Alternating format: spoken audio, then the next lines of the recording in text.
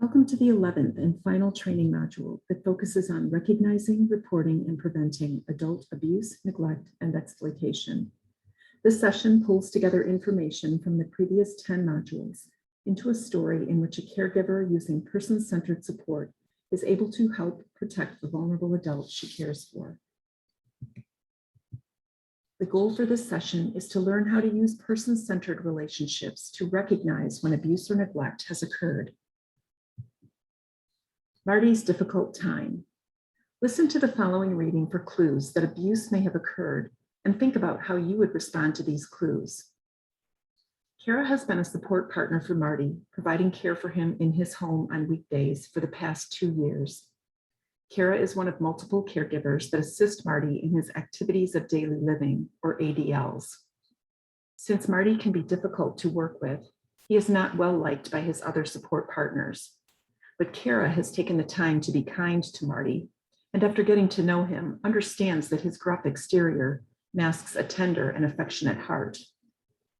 Every day at lunch, Kara greets Marty warmly and asks how things are going. Even though he can still be grumpy, he and Kara have a good relationship and enjoy sharing stories. One day, Marty was unresponsive and glum while Kara was caring for him. Kara asked Marty what was wrong, and he snapped at her to mind her own business. Kara was very concerned that something happened to Marty and decided to ask him again tomorrow if he was still acting out of character. The next day, when Marty was even more withdrawn and uncommunicative, Kara told him she was worried about him.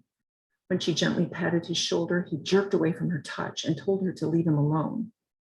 Kara was determined to learn what was wrong. While preparing Marty's lunch, Kara said, "I care about you and hate seeing you upset. I can tell something is really bothering you. Oh, Marty, please tell me what's wrong." At first, Marty denied anything was wrong, but Kara knew better.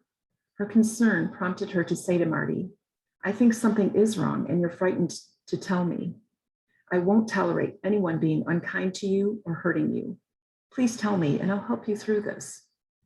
Tears came to Marty's eyes when finally, slowly, he explained. The other day, Marty and his weekend caregiver, Joe, had gotten into a terrible fight. After that, Joe refused to talk to Marty or assist him with his personal care.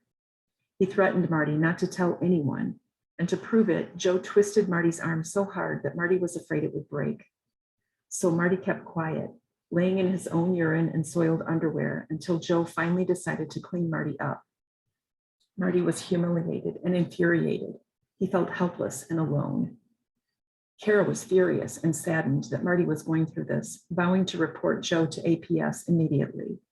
She reassured Marty that he would get the support and protection he needed and deserved. As you listened to Marty's story, do you think it was realistic? Have you ever experienced a situation like Kara and Marty's? Why do you think Kara was the person who learned Marty had been abused? Likely it was because of the relationship they had with each other. Kara was compassionate and caring and took the time to get to know Marty. She regularly cared for him, knew what Marty enjoyed talking about, understood his individual habits, and was quick to notice a change in his communication. Kara used a person-centered care approach in her everyday relationship with Marty. Because of this, Marty trusted Kara and was finally able to confide in her about his abuse. What were the signs that Marty had been abused or neglected? There was a change in how Marty communicated. He did not want to be around Kara or talk with her. He was guarding his arm and flinched when Kara came near him. His anger, it was more than usual for Marty, and he was withdrawn. If you were Marty's support partner, would you have suspected abuse? What factors put Marty at risk of being abused? His temper. He tended to take his anger out on staff. He was gruff and grumpy and liked to be alone. While these are actions and emotions expressed by Marty, it is very important to understand that Marty was not at fault for being abused. Your person counts on you to help protect him or her from potential or suspected abuse, neglect, and exploitation. Always err on the side of caution and report your concerns and suspicions. Trust your instincts.